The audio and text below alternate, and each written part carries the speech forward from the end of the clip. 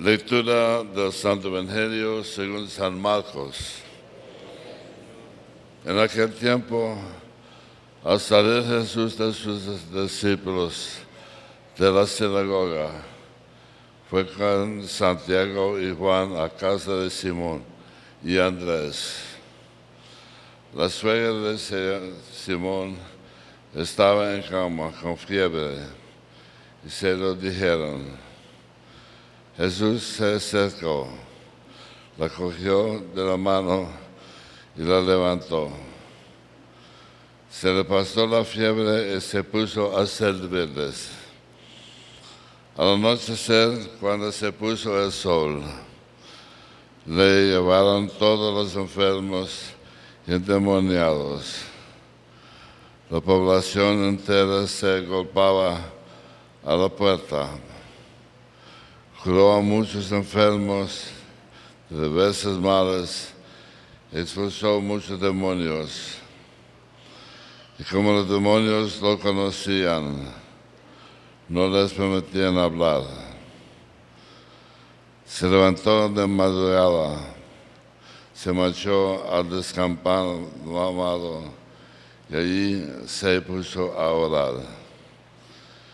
Simón y sus compañeros fueron al encontrarlo y dijeron: todo el mundo te busca.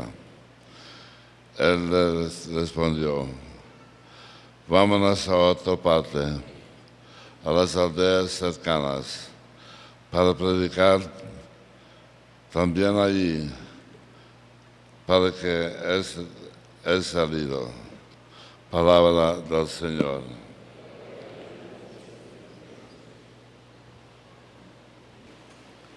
Muy buenos días, buena gente. Pase bien a todos ustedes y bienvenidos nuevamente al Santuario de la Divina Providencia para compartir con nosotros pues la Santa Misa. Yo recuerdo que siempre cuando el hermano Rafael Noyola y yo íbamos para el canal para hacer grabaciones, siempre nos quedábamos ahí casi toda la mañana hasta mediodía cuando salíamos, y al salir teníamos hambre. No es cierto, Rafa. Entonces teníamos que buscar dónde comer. Y como en las ciudades, siempre, menos en los pueblos, pero en las ciudades grandes siempre hay una variedad de lugares donde comer rápidamente, ¿verdad? Uno puede salir, comprar su pizza, su hamburguesa, lo que sea. Y él y yo siempre paramos ahí por Wendy's. Y hay un montón de otros lugares donde uno puede ir para comer. Ustedes bien saben, cuando están de viaje, ya no tienen que empezar mucho a no ser que van a llevar su comida. Hay lugares donde comer rápidamente. Y parece que todo el mundo de hoy vive rápidamente. Hay un montón de cosas que nos ocupan para hacer tan rápidamente las cosas. No tenemos, mira, solamente en el tráfico, cuando uno está ya yendo de punto A a punto B, hay gente que está luchando para lograr entrar delante de ti por todas partes. Y la cosa es así, nuestra vida es así. En el manejo de conducir de los automóviles, de los buses y todo eso, también en cuanto a comer, no paramos para descansar y apreciar lo que está alrededor de nosotros. Y tenemos el ejemplo desde aquellos tiempos de Jesús. ¿Por qué? Si Jesús hace un milagro o sana a una persona, mira cuánta gente viene corriendo desde todos los alrededores para acampar ahí delante de la puerta para recibir una sanación. Nada ha cambiado, hermanos. Siempre vamos corriendo en esta vida, y hasta Job decía: ojalá que llegue la mañana, ¿Por qué? Para hacer más cosas. Muchas veces cuando nos acostamos estamos pensando en lo que vamos a hacer en el día que sigue. El Papa Francisco nos dice que ni siquiera en nuestra vida tenemos tiempo para rezar, para ponernos en comunión con el Señor.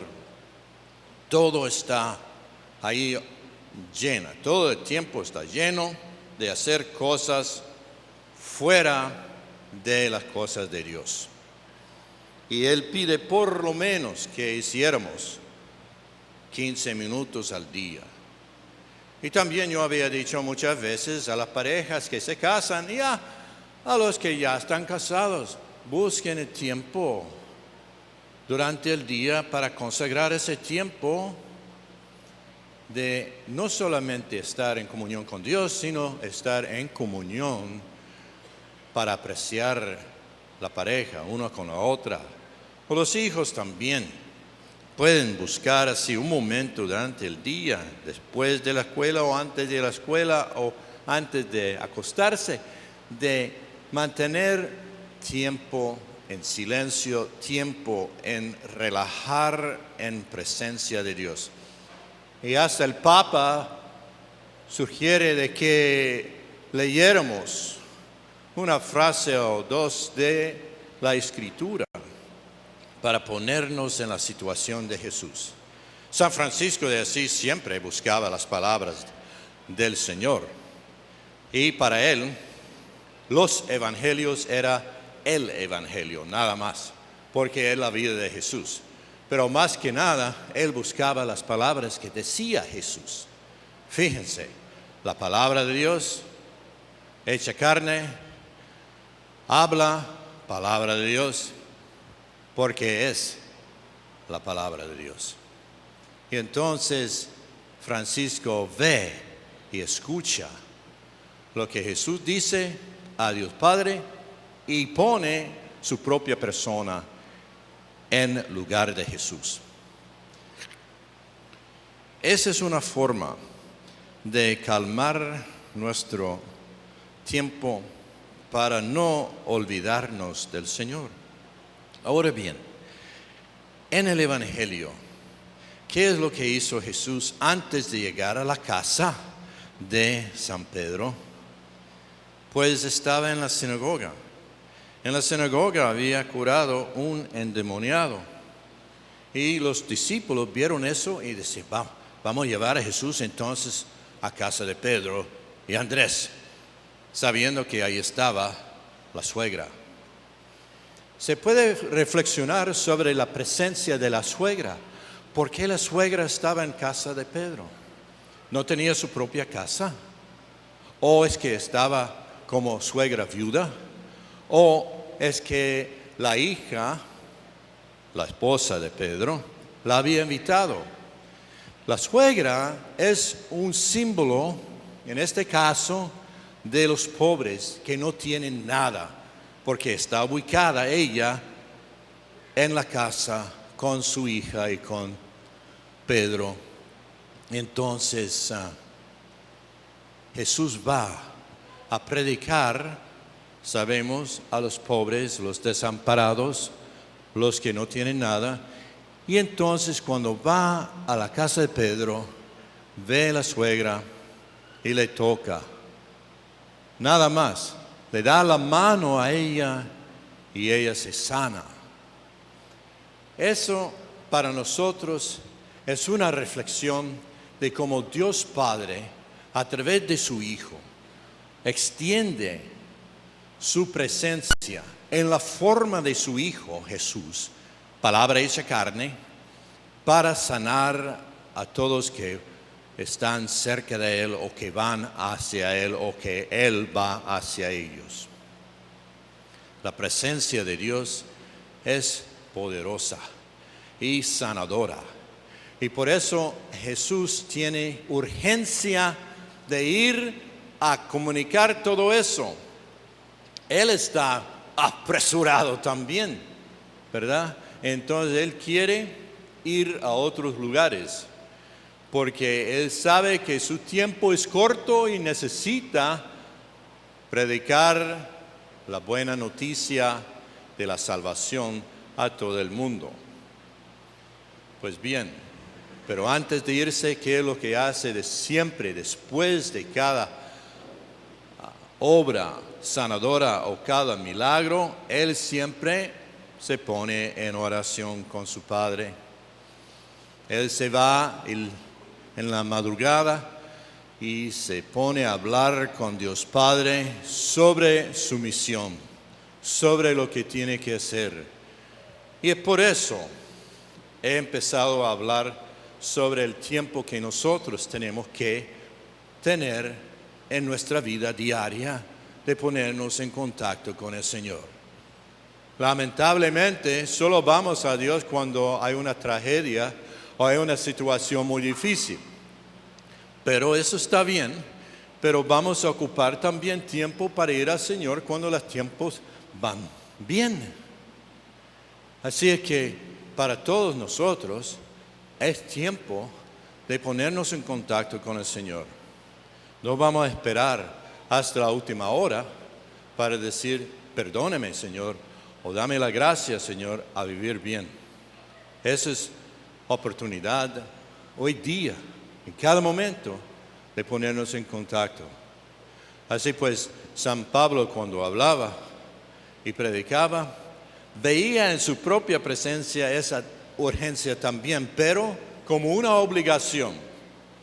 Y yo les ofrezco una reflexión para que también vayan pensando en su propio bautismo, de que ya la misma obligación cae sobre todos nosotros. Así que en la vida diaria debemos tener muy presente la obligación de presentar en nuestra vida la vida de Jesús.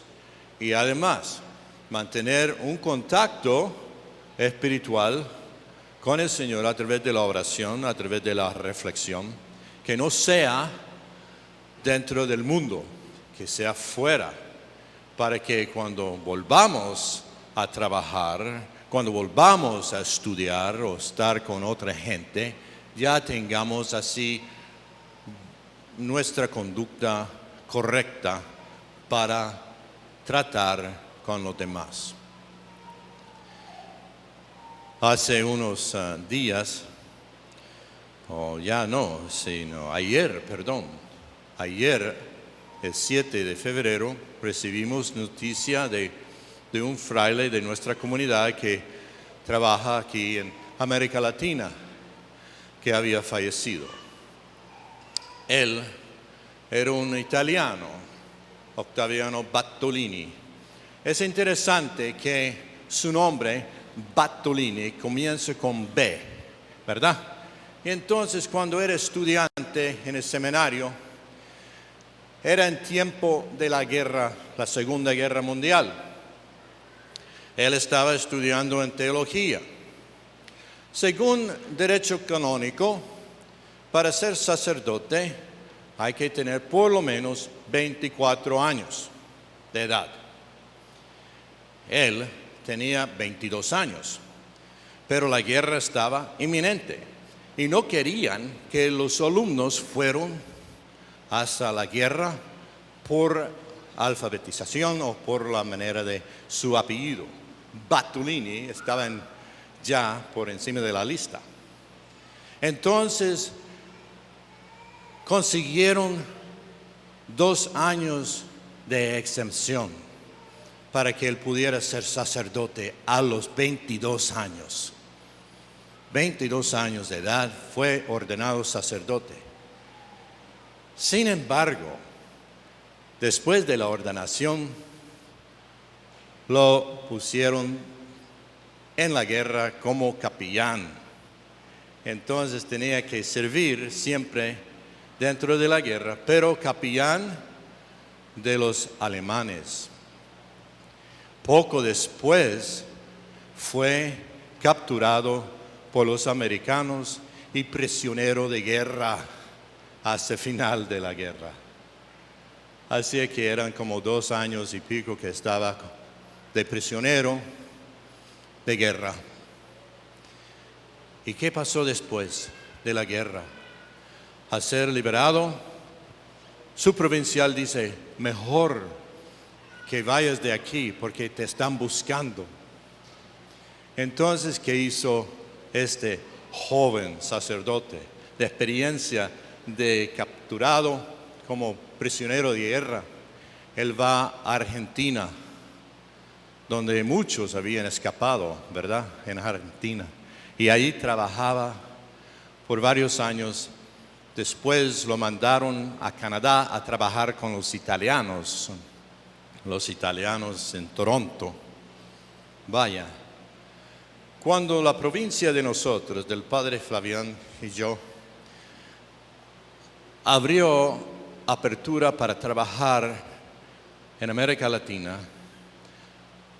Guatemala, Honduras, El Salvador, primeramente en Honduras, luego en Guatemala. En ese tiempo pidieron a Fray Octaviano Batolini que fuera a trabajar en Jalpatagua. Y estuvo en Jalpatagua varios años, muchos años en Jalpatagua. Y tenía allí La Cruz en el Valle, como un periódico. Pero llega tiempo para cambiarse. Y no quiso cambiar. Quiso, si fuera cambiado, que fuera a Moyuta, porque estaba enamorado del pueblo de Moyuta. Pero lo mandaron a Jutiapa, donde yo conocí a él en mi primer año de sacerdote. Y estaba ahí, yo estaba con un padre que no quería estar ahí en ese pueblo. Y era muy difícil. Yo, siendo recién ordenado, teniendo que trabajar con un padre en un sitio que estaba un poco ya molesto por el cambio. Sin embargo, me había enseñado qué tenía que hacer en las aldeas. Y eso me dio pues mucha sabiduría para atender a la gente como él atendía a la gente. Luego llegó la oportunidad de ir a Moyuta y ahí es donde se quedó hasta el día de ayer cuando falleció.